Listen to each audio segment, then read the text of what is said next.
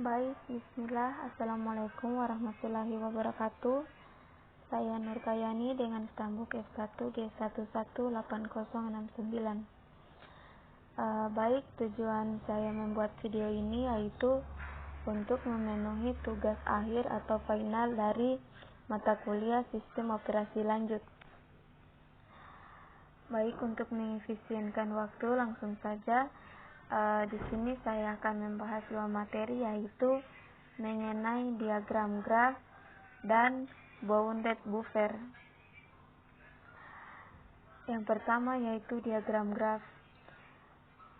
Sebuah sistem komputer terdiri dari berbagai macam sumber daya atau resources, seperti yang pertama yaitu fisik atau perangkat dan memori, yang kedua yaitu logik, log, database, record, yang ketiga yaitu sistem operasi atau PC based load, dan yang keempat aplikasi atau berkas.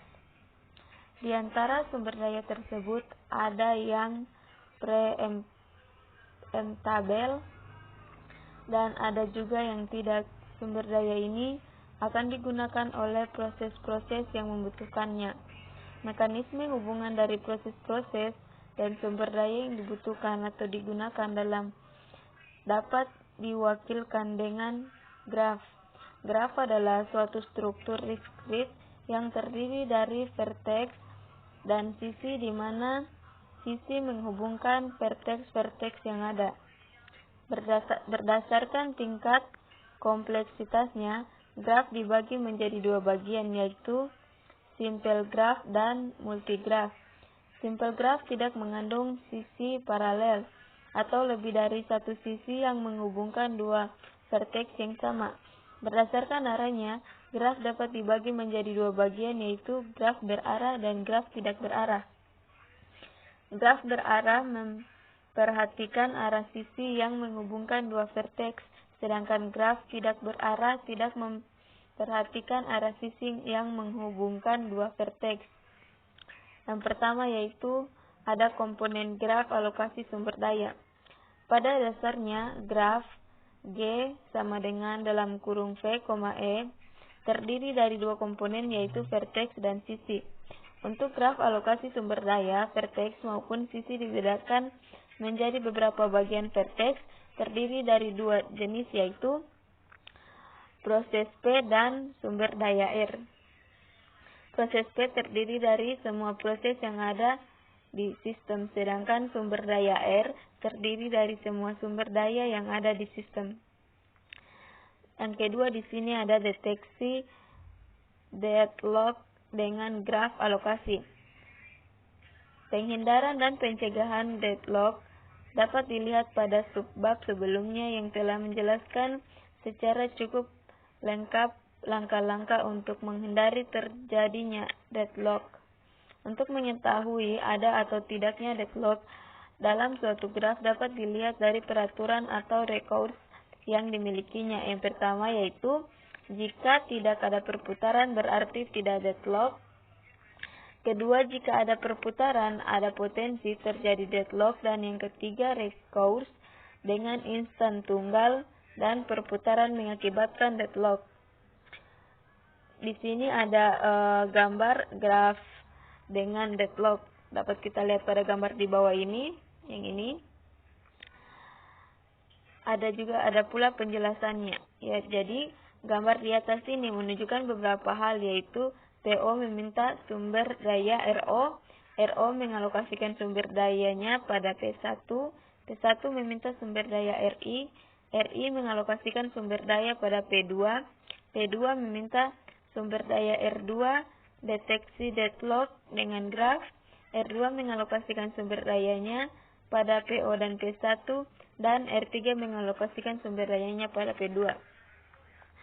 Sedangkan proses lain untuk memerlukan sumber daya lain, semua sumber daya yang diperlukan oleh suatu proses tidak dapat dipenuhi, sehingga proses tersebut tidak dapat melepaskan sumber daya yang telah dialokasikan kepadanya. Jadi di sini ada menurut Kaufman dalam bukunya Operating System menyebutkan 4 syarat bagi terjadinya deadlock, yaitu yang pertama di sini ada mutual exclusion, yang kedua ada halt and wait, yang ketiga ada non preemptive, yang keempat yaitu ada circular wait. Strategi untuk menghadapi deadlock dapat dibagi menjadi 3 pendekatan, yaitu yang pertama, mengabaikan adanya deadlock. Yang kedua, memastikan bahwa deadlock tidak akan pernah ada, baik dengan metode pencegahan dengan mencegah 4 kondisi deadlock agar tidak akan pernah terjadi. Metode menghindari deadlock ini dia yaitu mengizinkan 4 kondisi deadlock, tetapi menghentikan setiap proses yang memungkinkan mencapai deadlock. Ketiga, membiarkan deadlock untuk terjadi. Pendekatan ini membutuhkan 2 metode yang saling mendukung, yaitu pendeteksian deadlock untuk mengidentifikasi ketika deadlock terjadi, dan yang kedua yaitu pemulihan deadlock, mengembalikan kembali sumber daya yang dibutuhkan pada proses yang memintanya. Di sini yang ketiga ada algoritma graf alokasi sumber daya. Untuk mencegah deadlock, algoritma ini dapat dipakai untuk mencegah deadlock jika sumber daya yang hanya memiliki 1 instance. Pada algoritma ini ada komponen tambahan pada sisi yaitu climate edge. Sama halnya dengan sisi yang lain, climate edge menghubungkan antara sumber daya dan vertex. Dengan algoritma ini, bentuk perputaran pada graf tidak dapat terjadi, sebab untuk setiap perubahan yang terjadi akan diperiksa dengan algoritma deteksi perputaran. Dapat kita lihat pada gambar di bawah ini, pada saat ini R1 sedang tidak mengalokasikan sumber dayanya sehingga P1 dapat memperoleh sumber daya R1. Namun jika climate edge diubah menjadi sisi permintaan dan kemudian diubah menjadi sisi alokasi, hal ini dapat menyebabkan terjadi perputaran. Ya, ada juga di sini gambar di bawah ini graf alokasi sumber daya dalam status tidak aman. Keempat, ada deteksi deadlock dengan graf tunggu. Untuk mendeteksi deadlock, sistem perlu membuat graf tunggu dan secara berkala memeriksa apakah ada perputaran atau tidak. Untuk mendeteksi adanya perputaran diperlukan operasi sebanyak n⁻², di mana n adalah jumlah vertex dalam graf alokasi sumber daya. Yang kedua yang saya mau bahas tadi saya sudah sebut sebelumnya, yaitu bounded buffer. Masalah bounded buffer merupakan salah satu masalah yang merangsang sinkronisasi antara proses-proses yang berjalan secara konkuren untuk mengakses data yang sama. Oleh karena itu, kita banyak menggunakan konsep sinkronisasi dalam membahas masalah bounded buffer ini. Yang dimaksud dengan bounded buffer adalah suatu struktur data untuk menampung buffer suatu nilai di mana kapasitasnya tertentu atau terbatas dalam kurung bounded.